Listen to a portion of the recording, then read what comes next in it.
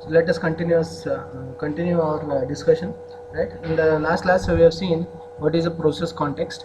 Process kernel will weave this process in two different parts. One is it will weave the process as a code, data, and the stack, or the the functions which are included in a process. Right. So second view is the process state. Right.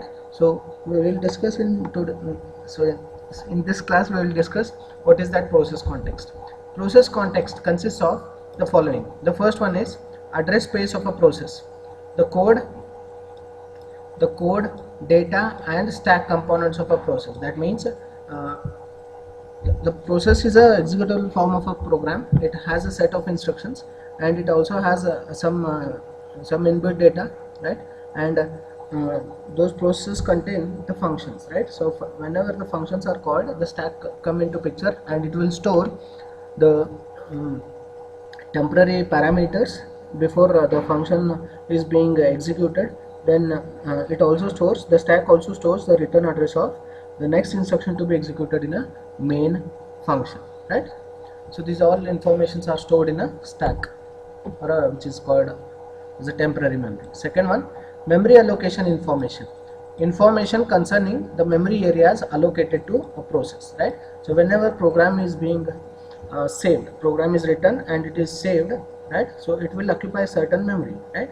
So those all starting address of a memory, final address of a memory, right? So all these informations are hidden in a it will be stored in a process control block. Okay, so memory allocation information concerning the memory areas allocated to a process. Third one, status of file processing activities. What are the file activities, like open, close, read, write, right? So these are all status of a file. Information about files being used, such as the current position in the files, right? So when the process receives, or when a process executes with the help of a file, then it has to the operating system has to take care which file it is going to open, and in which mode it is going to open, and what all information it is going to process going to access from the file, right? So that is status of file processing activities. A fourth one, process interaction information, right? Whenever the process execution depends on the results of other process, right? So this process interaction, let us say P1 is executing, and it is the execution of P1 is depending on the results of P2, right? So at certain time the execution of P1 will halt, because it is depending on the results of P2, right? So execution of P1 will be halt, and P2 is scheduled. So P2 starts executing, and its execution will be over. Once its execution will be over, then the results are available with the P2, and those P2 results can be used by P1 for its further execution, right? So this process interaction information is also maintained in a process context. Information necessary to control the interaction of a process with other processes. Example, ID of a parent and a child processes, right? So later we will come to know once I start discussing the terms which are there in the process control block. And inter-process messages sent to it that have not been delivered to it, right? So all the information regarding the interaction of 2 or 3 processes will be maintained by a process. Fifth one, resource information, which all resources it is going to use, and how much amount of those resources are used. Let us say a process is using a memory, right? So how much amount of that memory is utilized by that particular process. That entire information will be held in a process context. So information concerning resources allocated to a process. What are the different kinds of resources allocated to that particular process, and if a memory is allocated, how much amount of memory is allocated to that particular process. And the last one, miscellaneous information. Any other information regarding a process context is held in a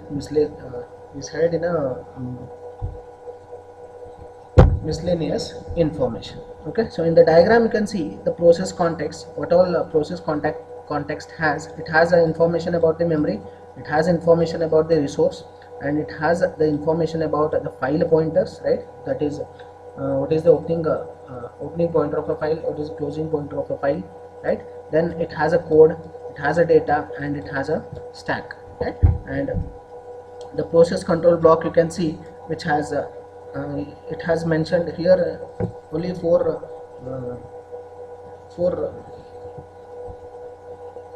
so only four terms are mentioned here, that is process ID, process state, GPR contains, GPR stands for general purpose register, contains PC value, PC stands for program counter value. What are these? Later we will explain once I start explaining the PCB in detail. Okay, let us move to the next slide, in which a table is given which contains the fields of a program control block. The first field is process ID. So once the process is created, or once the program is written and it is saved, and once it is given to a compiler or a linker, then that particular program is converted into executable file, right? So .c, let us say .c, hello.c, this file is this is a program, right? So before that particular program gets executed, that program needs to be converted into process, right?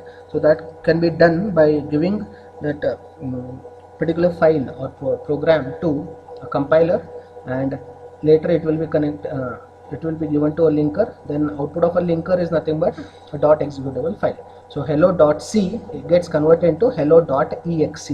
So that this hello.exe is nothing but the executable file, or we can call it as a process, right? So once the program gets converted into a process, then operating system will assign a particular identity or identity number to that particular process, right? So with this ID itself, it will identify it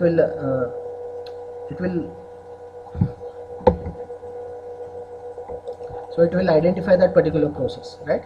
So whether that process is running, or whether it is blocked, or whether it is in ready state, or whether it is requesting for any kind of resources, right? So these are all the information will be maintained by the operating system with the help of that process ID itself. So the first field of PCB is process ID. It is the ID or the any numeric number which is assigned to a particular process by the operating system is a process ID.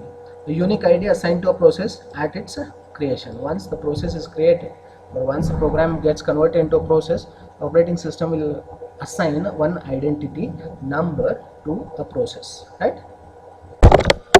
That is the first field of PCB, which is process ID. Next one, parent and child IDs. These IDs are used for a process synchronization, right?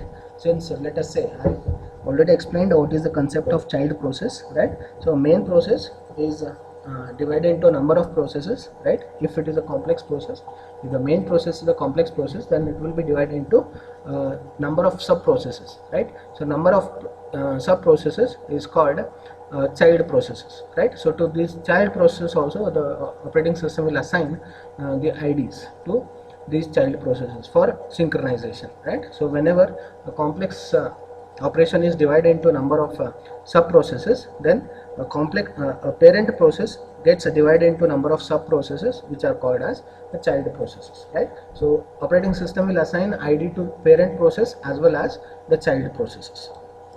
Typically a process to check if a child process has terminated or not, right? So with the help of these process ID itself, the operating system can track those processes, right? So it can identify, or it can come to know that what operation that particular process is performing, right? Third one, the priority. Priority I already told, it is a numeric, it is a number which is assigned to a process to denote the priority or the preference of those particular processes. If the process is assigned with a higher number, then the priority of that particular process is more. It is more compared to the processes which have assigned with a lower number, right?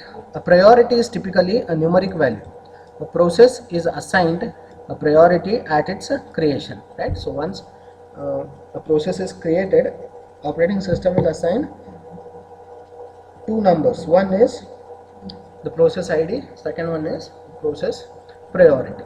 the kernel may change the priority dynamically depending on the nature of the process, because whether it is a CPU bound or IO bound. This I already explained in the first module. A CPU bound program is a program or a process which has a lot of computation, right? And IO bound is a process which has a lot of IO operation, right? So depending on this, a kernel can change the priority of these processes. And its age means whether it is executed for a longer time, right? So, and the resources consumed by it, typically a CPU time, right? So how much amount of CPU time is consumed by that particular process. Depending on all these parameters, the kernel can change the priority of those processes, because the kernel has to give a fair user service to all the processes. Without assigning the priority, it cannot give the fair user service to all the processes, and even without priority, it cannot handle the critical processes first, because let us say there are two processes, P1 and P2. P2 is more critical than P1, then the higher priority has to be given to P2 instead of P1, right? So this is the priority, that is the third field of PCB. And the fourth field is a process state. The process state, as we discussed in the last class, the state transition, different states of a process, which has four states: ready, running, blocked, and terminated, right? So this process state will tell you in which state the current process is. Okay, the current state of the process will be told by the process state. And the fifth field is a PSW. PSW stands for program status word. It is a snapshot, that is an image of a PSW when the process last got blocked or was preempted, right?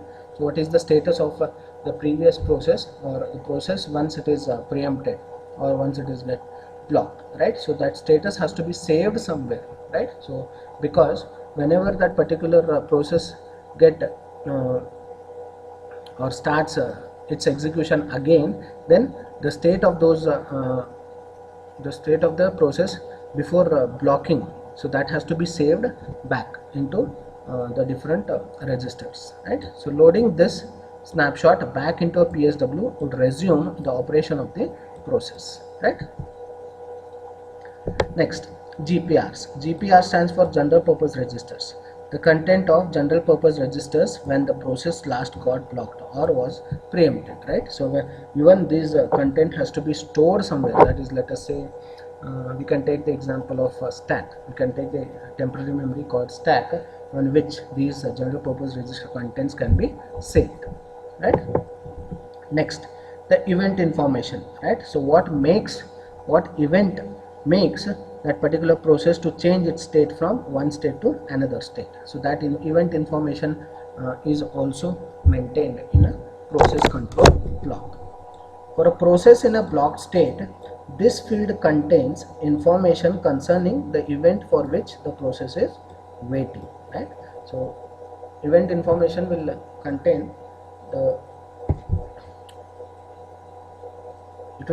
information concerning the event for which the process is waiting. If it is waiting in a block state, that means the state of the process will change from block to ready only when resource is granted to those particular processes, right?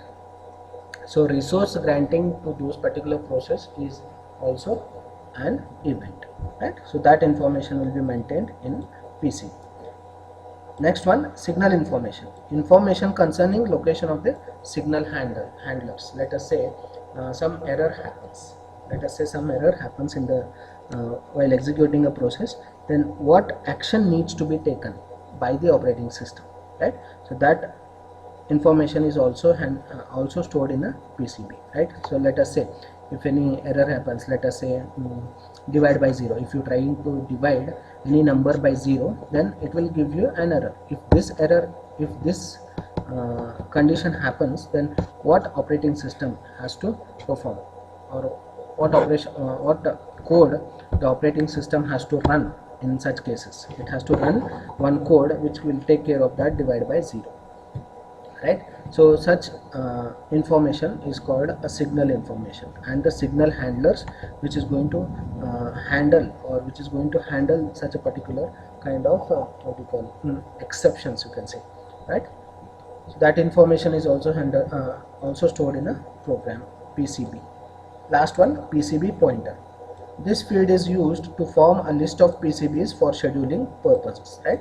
So when multiple numbers of processes are running in a computer system, the operating system will maintain one PCB to each process. Let us say two processes are running, P1 and P2. It will maintain a separate PCB for each process, right? Because the content associated with each process is different, right? So it has to maintain two separate process PCBs for two different processes, right? So in this case it has to maintain a PCB pointer from where the PCB of that particular process is starting, right? So this PCB pointer will tell you from which point or from which address that particular PCB is associated with that particular process is starting. Okay, so these are the different fields of a control program control block, right? So in next slide we will see how the interaction between two different processes happen, right? So there are four terms here. One is sharing, communication, synchronization. These are the three terms which will help us to interact between the different processes, right? So that we will see in next slide. Okay, the first one, interaction between the processes. The name itself tells there are more than one number of processes, then how these processes are going to interact among themselves is the topic of interaction between processes. One is sharing, communication and synchronization between the processes. These are the three terms which we have to take care while discussing the interaction between processes. The first one, data sharing. A shared variable may get inconsistent values if many processes update it currently. Let us say A is a variable, or you can say a global variable and a local variable, right? So these are the two types of variables which we see in a C, right? So one is a global variable, second one is a local variable, right? So let us say local variable, it is local to a function, given function, then just leave it. We will talk about a global variable. Let us say a variable A is declared as a global variable. In that case, any function can access this global variable. So right, so if let us say one function accesses this A and it updates it, then the other function is going to use the updated value of A, right? So that is the concept of a global variable, and this is the variable which is going to be shared between multiple number of functions, or you can say multiple number of processes, right? So if that is the case, if there is a shared variable, may get inconsistent values. Let us say initially A is equal to 5. If this is shared by two functions, in which in one function you are performing a addition operation and in second function you are performing a subtraction operation. Let us say Z is equal to A minus 10 and Z is equal to let us say Y is equal to. In one process or in one function you are performing subtraction operation, and in second function you are performing performing addition operation, right? So let us say A is equal to 5. So what happens here? After performing the first operation, first process, A, 10 gets subtracted from 5, that is 5 minus 10, you will get minus 8, right? So what happens to value of Z? Z will become minus 5. If I am assigning the same value to A, same variable, that is shared variable, right? So A will be equal to minus 5. Then when the next operation is executed, so minus 5 plus 10, it will become plus 5, right? So now what happens? The shared variable, actually I wanted to work on A is equal to 5, but here I was working on A is equal to minus 5. So this is the problem, what happens when a particular variable is shared, right? So this we will continue in next class. Okay.